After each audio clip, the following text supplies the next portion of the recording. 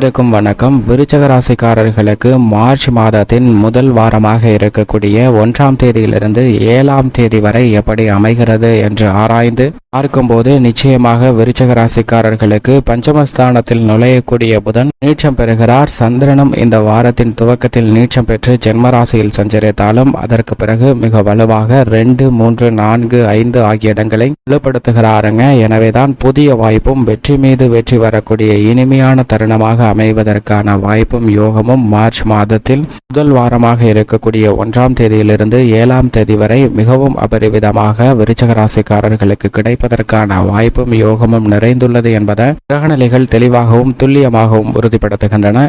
கிரகநிலைகளின் அமைப்பை ஆராய்ந்து பார்க்கும்போது புதிய வாய்ப்பும் வெற்றி மீது வெற்றி வரும் நேரமாக மார்ச் 1ஆம் தேதி முதல் அடுத்த 7 நாட்கள் மிக சிறப்பாக அமைவதற்கான வாய்ப்பு உருவாகிறது. ஏனென்றால் உச்சம் பெற்ற செவ்வாயுடன் இணைந்து சஞ்சரிக்கக்கூடிய சுக்கிரன் 8ஆம் தேதிக்கு பிறகு சனியுடன் இணைய போகிறாருங்க. எனவே அதற்கு முன்னதாக இருக்கக்கூடிய இந்த தருணத்தில் சுக்கிரமங்கல யோகம் நிறைந்து கிடைக்கிறது. எனவே புதிய வாய்ப்பும் வெற்றி மீது வெற்றி வரக்கூடிய சிறந்த தருணமாகவும் அமைய போகிறது என்பதை கிரகநிலைகள் தெளிவாக உறுதிப்படுத்துகின்றன. உதாரணமாக ஒரு தாயும் சிறு குழந்தையும் ஒரு கடைக்கு தங்களுக்கு தேவையான பொருட்களை வாங்குவதற்காக செல்கிறார்கள். அப்படி அந்த கடையில் தங்களுக்கு தேவையான பொருட்களை வாங்கி கொண்டிருக்கும் போது அந்த கடையின் உரிமையாளர் அந்த சிறிய குழந்தையை பார்த்து சிறிது நேரம் விளையாடுகிறார், சிரிக்கிறார். அவர் அந்த குழந்தையுடன் பழகும்போது மகிழ்ச்சி அடைகிறாருங்க. எனவே அந்த குழந்தையை மகிழ்விக்க வேண்டும் என்று அந்த கடையில் உள்ள ஒரு சாக்லேட் பாக்ஸில் இருந்து அந்த குழந்தையிடம் சாக்லேட்டை வேணுங்கிற அளவுக்கு எடுத்துக்கோ அப்படின்னு சொல்றாரு.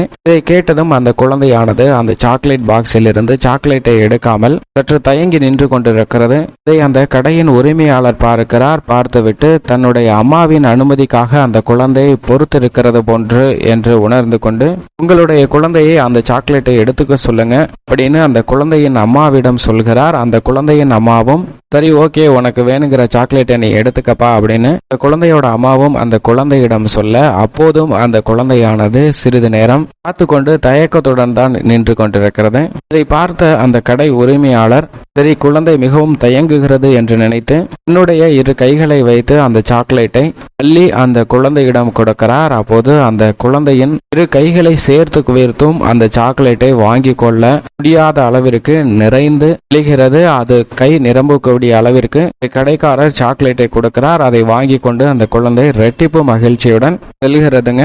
இதை பார்த்தவுடன் நமக்கு ஒரு சந்தேகம் வந்திருக்கும், என்னடா இந்த குழந்தை அவ்வளவு தயக்கத்தில் இருந்துச்சு, ஆனா இப்ப மகிழ்ச்சியா வாங்கிட்டு போகுதே அப்படின்னு நினைக்கலாம். ஆனா அந்த சிறு குழந்தையாக இருந்தாலும் கூட அந்த குழந்தையின் புத்திசாலித்தனத்தை நாம் பார்க்க வேண்டும். ஏனென்றால் இந்த குழந்தையை அந்த சாக்லேட் பாக்ஸ்க்குள்ள கையை விட்டு எடுத்திருந்தா நிச்சயமாக குறைந்த அளவு சாக்லேட்டை தான் அதால எடுத்திருக்க முடியும். ஆனா கொஞ்ச நேரம் வெயிட் பண்ணதுனால அந்த கடைக்காரரே அந்த குழந்தையின் கை நிறையக்கூடிய அளவிற்கு நிறைய சாக்லேட்டை கொடுத்தாரு. இதன் காரணமாக தான் இந்த குழந்தை வெகுநேரம் சரியான தருணம் வரட்டும், புதிய வாய்ப்பு கிடைக்கட்டும் என்று பொறுத்திருந்தது. ஏன்னா அந்த குழந்தையின் முன் பல வாய்ப்பு வைக்கப்பட்டது. கடைக்காரர் எடுத்துக்க சொல்லியது ஒரு வாய்ப்பு, அவங்க அம்மா எடுத்துக்க சொல்லி அனுமதி கொடுத்தது 2வது வாய்ப்பு. இருந்தாலும் இந்த வாய்ப்புகளை விட எனக்கு புதிய வாய்ப்பு மிக பெரிதாக கிடைக்கும் என்று பொறுமையுடன் இருந்ததால் தான் அந்த குழந்தைக்கு வெற்றி மீது வெற்றி வரக்கூடிய வகையில் குழந்தை பருவத்தில் சாக்லேட் கிடைப்பது எவ்வளவு மகிழ்ச்சியோ அதை உணரக்கூடிய யோகமானது அந்த குழந்தைக்கு கிடைத்ததுங்க. அது போன்றுதான் இந்த தருணத்தில் மிக வலுவாக புதிய வாய்ப்பையும் வெற்றி மீது வெற்றி தரக்கூடிய வகையில் உச்சம் பெற்று செவ்வாய் சஞ்சரிக்கிறார் மகர ராசியில். அவருடன் இணைந்து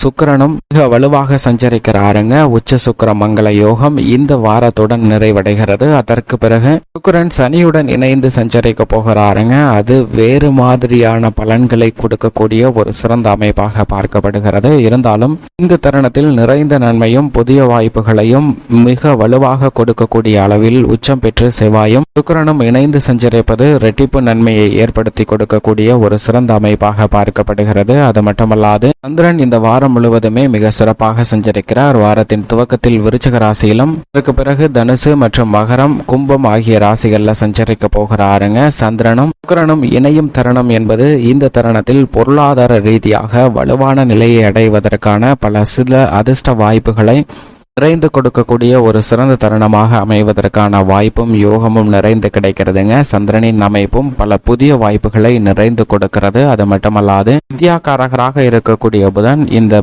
மாதத்தின் முதல் 2ஆம் தேதியிலே கும்பராசியிலிருந்து மீன ராசிக்குள் நுழைந்து நீச்சம் பெறுகிறாருங்க. இது சாதகமற்ற அமைப்பாக இருந்தாலும் கூட ராகுவுடன் நீச்சம் பெறுவதால் சில அதிரடியான மாற்றங்களை சந்திப்பதற்கான வாய்ப்பு உருவாகிறது. மீன ராசியில் ராகுவும் வித்யாகாரகராக புதனும் நீச்சம் பெற்று சஞ்சரிக்கும் போது அதிரடியான மாற்றங்கள் ஏற்பட இருக்கிறது. மோட்சக்காரகரான கேது கன்னிராசியில் மிக வலுவாக சஞ்சரிக்கிறாருங்க. கற்பனையான பயங்களை நீக்கக்கூடிய வலுவான அமைப்பில் வீற்றிருக்கிறார். இது வரவேற்கத்தக்க ஒரு அமைப்பாக பார்க்கப்படுகிறது. சனி மிக வலுவாக தனது சொந்த ராசியான கும்பராசியில் ஆட்சி பலம் பெற்றிருக்கிறார். அவருடன் சூரியன் இணைந்து சஞ்சரிக்கிறாருங்க. இந்த குறுகிய நாள்ல மட்டும்தான் சூரியன் மற்றும் சனியினுடைய இணைவானது நடைபெற போகிறது. அதற்கு பிறகு சனி சூரியனுடன் இணைந்து சந்திரனோ சுக்கிரனோ இணைய போகிறார்கள். எனவே சில நேரம் காத்திருந்தால் புதிய வாய்ப்பு மிக பெரிய அளவில் அபரிவிதமாக ஏற்படுவதற்கான வாய்ப்பு உள்ளது என்பதை சனி மற்றும் சூரியனின் தனித்த இணைவானது உறுதிப்படுத்துகிறது.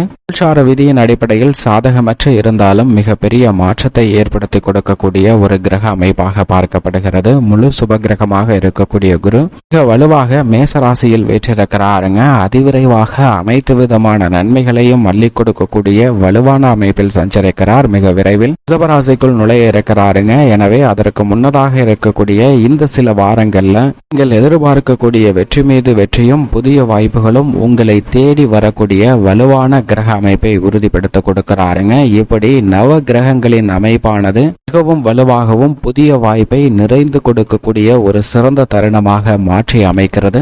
விருச்சிக ராசிக்காரர்களுக்கு ராசியின் அதிபதியாக இருக்கக்கூடிய செவ்வாய் உச்சம் பெற்றிருக்கிறாருங்க. அவருடன் இணைந்து வலுவாக சுக்கிரனும் சஞ்சரிக்கக்கூடிய இந்த தருணத்தில் சந்திரனும் இணைந்து சஞ்சரிக்க போகிறார். எனவே இந்த தருணத்தில் நீங்கள் திட்டமிடக்கூடிய காரியங்கள் அனைத்திலும் மிக பெரிய அளவில் காரிய வெற்றி கிடைக்கக்கூடிய ஒரு தருணமாக பார்க்கப்படுகிறது. பல்வேறு வகையான தடைகள் தோஷங்கள் நீங்கி புதிய வாய்ப்பு எந்த விதமான செயலாக இருந்தாலும் உருவாகக்கூடிய ஒரு தருணமாக பார்க்கப்படுகிறது. கலைத்துறை அரசியல் துறை சார்ந்த பணிகள்ல புது நம்பிக்கையும் உற்சாகமும் தெம்பும் கிடைக்கக்கூடிய வகையில் மிக சிறப்பான புதிய வாய்ப்புகள் அபரிவிதமாக கிடைக்கிறது என்பதை இந்த 3 கிரக நிலைகள் இணைந்து சஞ்சரிப்பதால் உறுதிப்படுத்துகின்றன. அது மட்டுமல்லாது விவசாயத்துறை சார்ந்த பணிகளை முன்கூட்டியே திட்டமிட்டு செய்வதால் அனைத்து விதமான சிரமங்களையும் தவிர்த்து லாபமும் விளைச்சலும் வருமானமும் அதிகரிக்கக்கூடிய இனிமையான தருணமாக அமைய போகிறது. விவசாயிகள் எதிர்பார்க்கக்கூடிய சலுகைகள் நிச்சயமாக இந்த வாரத்தில் நீங்கள் எதிர்பார்த்தபடி மிக சிறப்பாக கிடைப்பதற்கான யோகம் உண்டு என்பதை கிரகநிலைகள் உறுதிப்படுத்துகின்றன.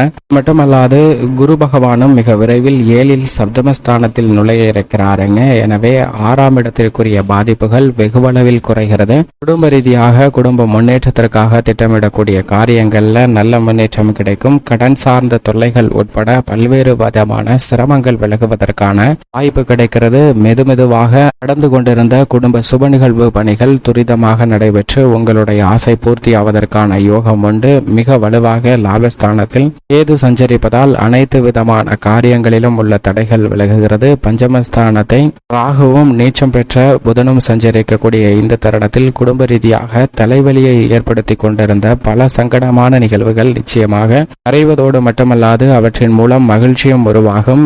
அர்த்தாஷ்டகஸ்தானமாகிய 4இல் ஆட்சி பலம் பெற்றிருக்கக்கூடிய சனியும் அவருடன் சூரியனும் இணைந்திருப்பது அவ்வளவு சாதகமற்ற ஒரு அமைப்பாக தான் பார்க்கப்படுகிறது. உங்களுடைய கடின உழைப்பிற்கு நிச்சயமாக அங்கீகாரம் கிடைக்கும். இந்த கிரக அமைப்பு சாதகமற்ற இருந்தாலும் கூட நேர்மையும் கடினமாக உழைக்கக்கூடிய விருச்சிக ராசிக்காரர்களுக்கு நீங்கள் எதிர்பார்க்கக்கூடிய நல்ல பலனை சுகஸ்தானமாக இருந்தாலும் ஆட்சி பலம் பெற்றிருக்கக்கூடிய சனியும் அவருடன் இணைந்து சஞ்சரிக்கக்கூடிய சூரியனும் ஏற்படுத்தி கொடுக்கக்கூடிய வாய்ப்பும் யோகமும் நிச்சயமாக உள்ளது என்பதில் சந்தேகமே இல்லை. பல்வேறு வகையான காரிய தடைகள் நிச்சயமாக விலகுகிறது. எதிர்பார்க்கக்கூடிய முன்னேற்ற வாய்ப்புகள் நிறைந்து கிடைக்கும். மேலும் இந்த தருணத்தை விருச்சிக ராசிக்காரர்கள் மிக சிறந்த மகிழ்ச்சிகரமான தருணமாக மாற்றிக்கொள்ள வேண்டும் என்றால் நிச்சயமாக வாரத்தில் ஏதேனும் ஒரு நாள் விரதமிருந்து அருகாமையில் உள்ள இஷ்ட தெய்வ ஆலயம் சென்று தீபமேற்றி வழிபாடு செய்யுங்கள். நிறைந்த நன்மையும் முன்னேற்றமும் தங்களுடைய வாழ்வில் நிறைந்து கிடைக்கும். புதிய வாய்ப்புகள் மூலம் வெற்றி மீது வெற்றி வரும் தருணமாகவும் மாறும்.